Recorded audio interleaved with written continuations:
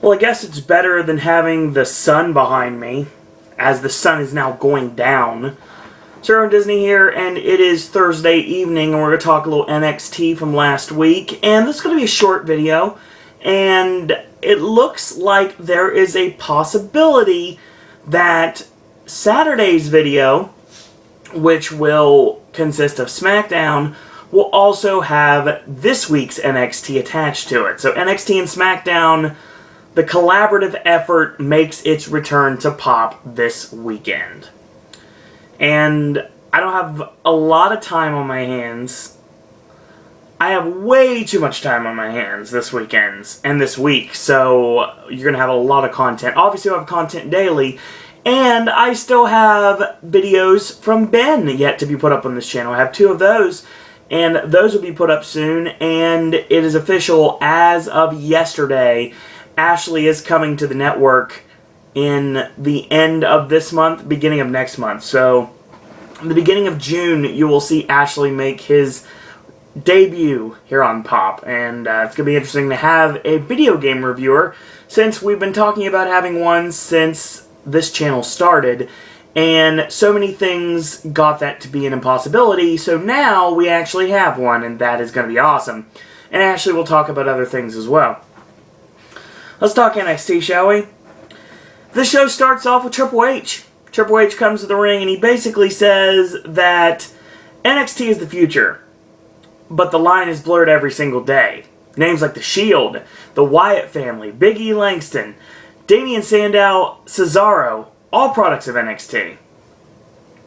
Come to think of it, I think Sandow was not necessarily a product of NXT, but I could be wrong on that. And then furthermore mentions Paige, the new Divas Champion. The NXT is taking over the world. Well, there's going to be a 2-hour special, yet another 2-hour special on the WWE Network, and it's going to be called NXT TakeOver on May 29th. This is basically to put this over. Well, of course, tonight we're going to have our first matches in the first round of the NXT Women's Championship Tournament. And 2 matches will be on next week's video, because that's when I'll be talking about NXT. We started off the show with a matchup between Tyson Kidd and Bo Dallas. Bo Dallas not coming out to his old theme, coming out to more of a inspirational theme. It'll probably be the theme he ends up using when he gets brought up to the main roster soon. So let's talk about this match, shall we? Should have got something to drink before I started this. Bo hits the short arm elbows and pulls into the short arm clothesline 1-2, and Tyson Kidd kicks out. Locked on the cravat, Tyson punches his way out, 2 big chops, whips him in, and he telegraphs Kidd's drop kick, makes a cover 1-2 and a kick out. 3 vicious knee drops, 1-2 and a kick out, locked on the cravat yet again. Tyson escapes this time with an elbow, and Bo goes for a backdrop suplex. Tyson floats over, lands on his feet, and charges in, gets the elbow up, snap Hurricane Rana to the middle turnbuckle, and a spinning heel kick, drop kick to the side of the head, off the ropes, 1-2 and a kick out. Whip in reverse, and a kick to the chest, comes off the ropes, gets caught with a belly to Bo, 1-2 and a kick out. Signals for the swinging Bodog, and only gets a 2 off of it. Gets up in the referee's face, complaining about the cadence of the count, and it allows him to get whipped in, kicked into the chest, and the backflip kick, and Tyson finishes off. He goes to finish him off with the flying guillotine, but he gets crotched up top, and ends up knocked off the top turnbuckle. This allows for a leaping kick and springboard into the flying guillotine, 1-2-3, and Tyson Kidd wins.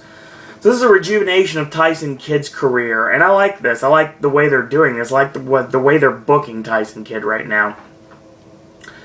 I think he has been criminally underutilized in his time in WWE, and I really think this is his time to shine. I like the Hart Dynasty stuff. I like the stuff with D.H. Smith or Harry Smith or Davey Boy Smith Jr., depending on who is watching this video. Same person.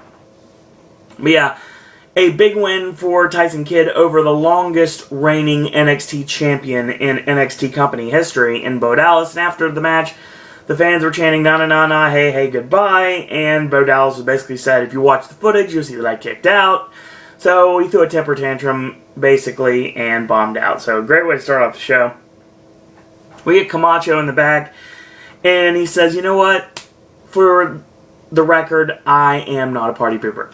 And as a matter of fact, I throw the best parties in the NXT roster.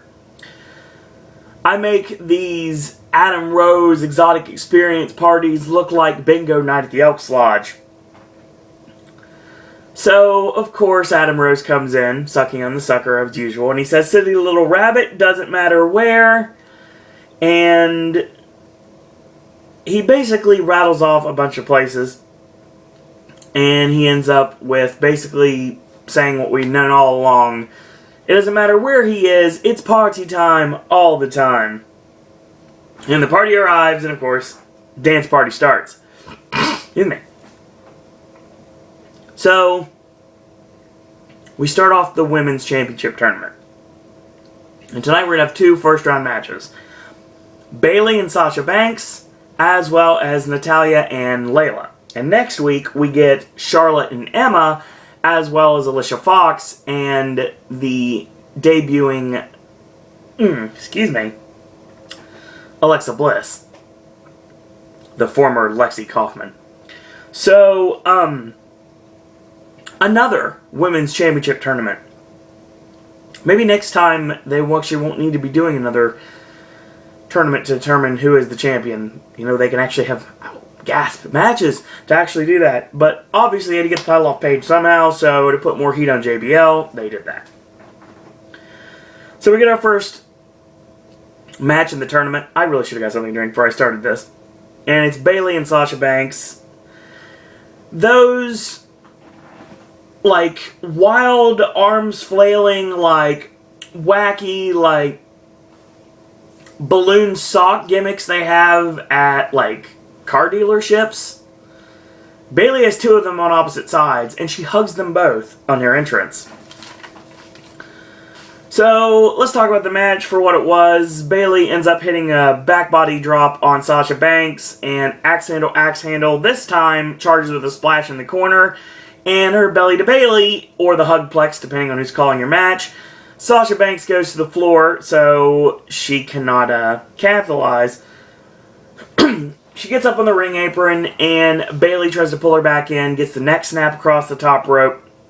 Bankrupt, which is the straight jacket neck breaker, gets the 2 off of that. And Bayley goes for the belly to Bayley, which gets countered into a backstabber. The backstabber countered into a crossface. I like the way this went over, too. Because when she hit the backstabber, momentum carried her over to do a complete backflip and land right into the crossface. It was a great sell, by the way. I very much appreciate that. Bayley taps, and Sasha Banks is the first competitor to go on to the next round of the NXT Women's Championship Tournament. And even in this room, that clock still gets me to this day. Of course, we got our next match. It is Adam Rose taking on Danny Burch, the newly released Danny Burch, and most likely will be his last appearance on NXT. I'm not positive. I don't read spoilers on NXT because I'm recapping it, but I will say that if it is his last appearance, it was okay for what it was. So, basically, Danny Burch just ticks off Adam Rose to the point that he just goes after him. And basically, he hits a charging elbow and a back kick to the ribs, and Choo Choo nails the Exotic Express in the corner, which is basically the Bronco Buster. And he uses the old Kruger's End, which now is being called the Party Foul.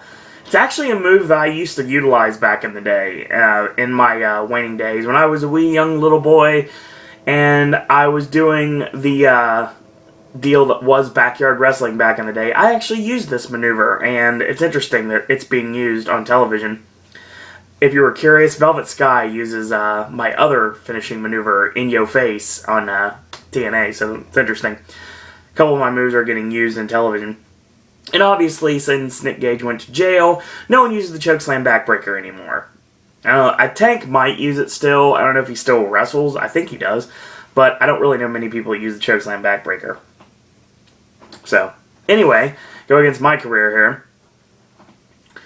And the party foul ends the match. After the match is over, we see the party start yet again, and Camacho comes out and duns that party by clotheslining the party goer dressed like a luchador. Oh, by the way, we got a JoJo sighting. At least, I thought it was JoJo. There was a girl with the same stringy Maya hair that JoJo has, and she had a mask on, trying to protect her identity. Yeah, I think we got a JoJo sighting. So yeah, if you're a Total Divas fan, yeah, JoJo is one of the Rosebuds, at least on NXT. We got our next match of the evening, which is our second of 2 first-round matches in the NXT Women's Championship Tournament. This time it is Layla against Natalya. Layla still coming out to the Fandango theme, playing up that, obviously. Let's go to the end of the match here. Clothesline and a boot in the midsection. Snap suplex. This is Natty's offense, by the way. Whip in. It gets reversed, and Layla gets caught with a discus lariat.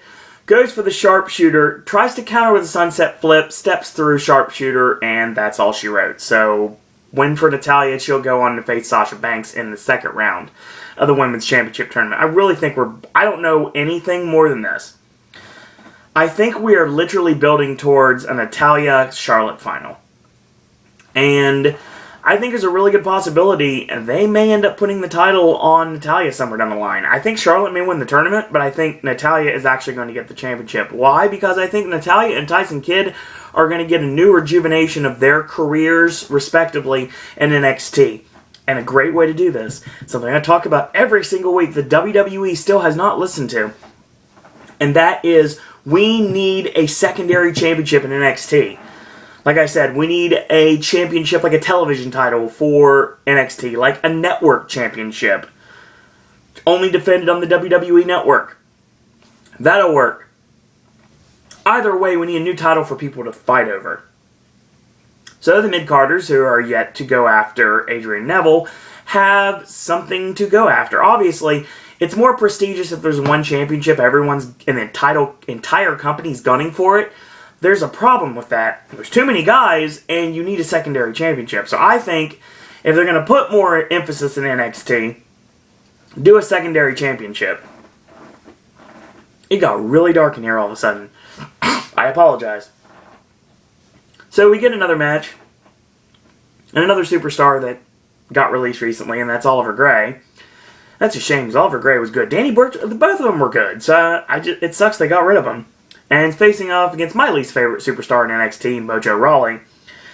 And basically, Gray tried to take advantage. He got caught, and he ended up getting hit with 2 avalanches in a corner. Rear view, hyperdrive, 1, 2, 3.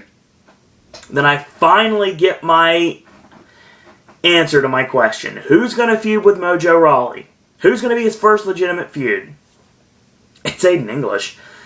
The artiste comes out and basically says, get out of my ring, and he goes to attack him from behind. Mojo gets the upper hand, clotheslines him over the top rope to the floor. We have not seen the last of this, and this is the start of what will probably end up being a nice little feud between Aiden English and Mojo Rawley, which hopefully will lead to Aiden English giving Rawley his first loss in the company.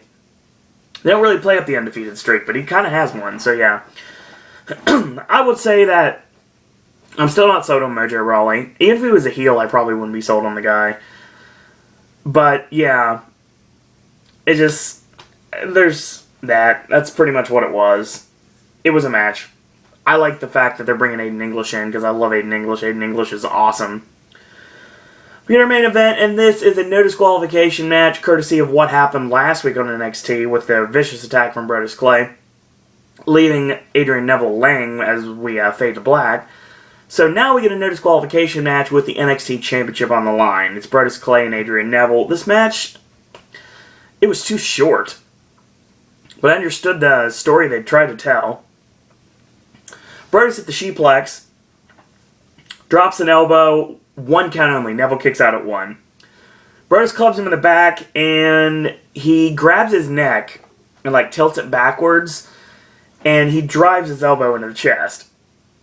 Climbs up on the ropes, dive bombs down on the arm of Neville, gets a 2 off of that. Locks on the Canadian backbreaker, and Neville escapes with an eye rake. Really interesting for a babyface to escape with an eye rake. But then again, if you are fighting someone like Brodus Clay, you might want to do anything necessary in order to get out of his grasp.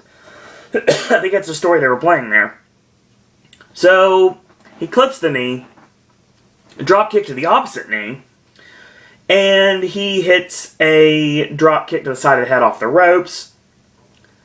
Brodus stops any momentum that Adrian Neville has with a headbutt, and he nails the powerbomb, goes to the middle rope, hits the splash off the middle rope, Neville kicks out.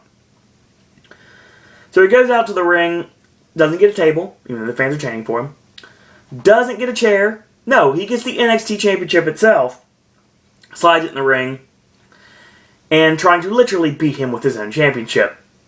So, of course, he swings the belt, and it gets super kicked back into his face. He drops. Red Arrow connects with the championship still on his chest. 1, 2, 3, and Adrian Neville retains the NXT Championship. It was okay. It's too short. Way too short. Crowd was interesting tonight. Full Sail crowd's always interesting. I liked during Bo Dallas's match, they were chanting, he's got the whole world in his hands. I thought that was hilarious. And obviously, if you didn't know, there is a connection between Bray Wyatt and Bo Dallas, if you were not aware. So, we have our 2 first-round matches in the books. We have Natalya winning and Sasha Banks winning. So, they're going to meet in the second round. Now, this week, actually, that takes place in about 40 minutes. That should tell you what time it is. We are going to have our first-round matches on the other side of the bracket. This time being Emma versus Charlotte, and the final debut of Alexa Bliss on NXT taking on Alicia Fox. I still think we're building towards Natalya and Charlotte in the finals. And I think it makes total sense. I think if you're really going to go in that direction, I think you do a secondary championship, put it on Tyson Kidd. Honestly, give him a title shot, put the title on him. But the problem is with doing a secondary championship, you cannot do a tournament again, because we've already done two tournaments in a very short amount of time. Don't forget, the last time that the NXT Women's Championship, when it went to Paige, it was via a tournament final. The next NXT Women's Champion will be decided with a tournament final. So yeah, we don't need another tournament. But I do think there is a reason to bring in a secondary championship, and I really think they need to do that soon. So we all build towards NXT TakeOver, which is in a couple of weeks. And we have, let's see what we got here. Yeah, so we've got this week, and then we've got 3 weeks after that is NXT TakeOver, and lo and behold, same week as Payback on June 1st. So yeah, that's what's coming up right now. So yeah, interesting. To check out on this show, you know what? Tyson Kidd and Bo Dallas was okay. I definitely would check it out. Brodus Clay and Adrian Neville was too short, but it was okay. And both women's championship tournament matches were not bad. I don't like Mojo Rawley, so I'd never say do really check out one of his matches, at least not until they get better. Adam Rose basically squashed Danny Burch, but if you want to see him utilize his old finish when he was Leo Kruger, then by all means, please do. I love Adam Rose. Adam Rose is awesome, and I really hope they do something with him. It looks like they're going to feud him with Jack Swagger in WWE, so yeah, I think that'll be fun. Apparently that was alluded to on Main Event, and I got an answer to my question, and I can say it on the NXT video, that I was wondering who the Bunny is. I don't know who he was in NXT. I don't know if it's the same situation, but lo and behold, it was revealed via Twitter, thank you Dolph Ziggler, that the Bunny for Adam Rose is Zack Ryder. Hopefully that leads to something. I would love to see Zack Ryder, Dolph Ziggler, and Adam Rose as like a party stable. That'd be awesome. I love the daylights out of that, especially because I love all 3 guys. They're all awesome. I think that'd be great and maybe rejuvenate Ryder's career, which I'm sure it could use right now. So yeah, we've already connected them via the stuff in Main Event when Dolph faced Jack Swagger, which I didn't get to talk about on Tuesday. So, yeah, that's what I'm looking at right now. I think you put Zack Ryder you have him literally be revealed as the Bunny, and you have Ryder, Ziggler, and Adam Rose as a stable. I think that's a great idea. It would go against the Angry Young Man stable I talked about doing. It looks like they're getting away from that slowly but surely, or if they want to still do it, they could do it the Miz, Del Rio, and Damian Sandow. But I don't think they're going to do that now. I think the Angry Young Man stable, just like the Shield's split, is probably off the table as of this moment. So I think what you do is you do a party stable with Adam Rose, Dolph Ziggler, and Zack Ryder, and I think it'd work really well. So WWE, get on that. It's a great idea. I think it's a great idea, at least. But then again, I'm a fan of all three. So that was NXT from last week. Sorry it was last week. I've been busy. I apologize. So, regular viewers of Pop, I know you're out there watching right now, and if you are, then you will know that tomorrow, AJ's movie reviews will be up, actually, a little bit before midnight. Tonight, actually. Hopefully, as long as everything works out with the timing.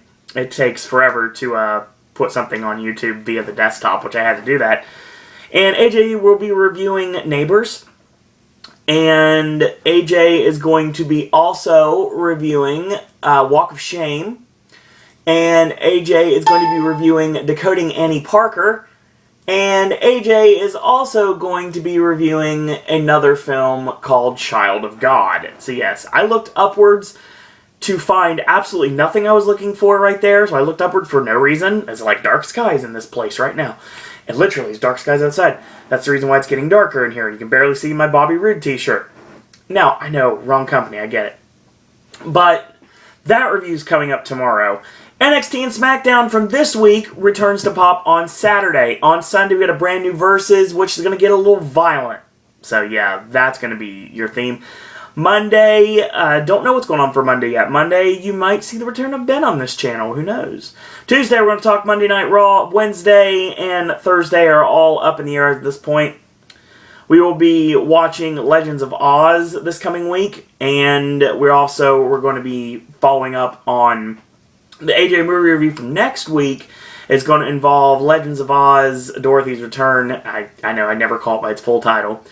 And $1 Million Arm, Godzilla, The Immigrant, and In Secret. So yeah, there's all that is coming, as well as very soon we'll be talking about a Nicolas Cage film called Rage, which will be coming out. So literally it'll be Cage in the Rage or Rage in the Cage.